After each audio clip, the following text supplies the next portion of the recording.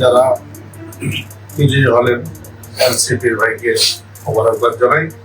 আপনি সুন্দরভাবে দায়িত্ব পালন করে যান, আপনার পাশে আমরা থাকবো ইনশাআল্লাহ, আপনার কাজে সহযোগী হব।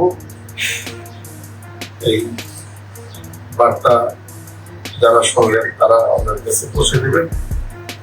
একজন 4 আসনের আমার প্রিয় ভাই ও বোনেরা, আসসালামু আলাইকুম ওয়া রাহমাতুল্লাহি ওয়া বারাকাতুহু। গতকালকে বহু কাঙ্ক্ষিত নির্বাচন হয়ে গেল, আলহামদুলিল্লাহ।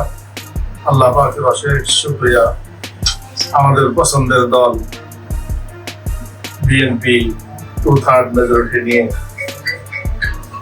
ক্ষমতায় বসতে যাচ্ছে।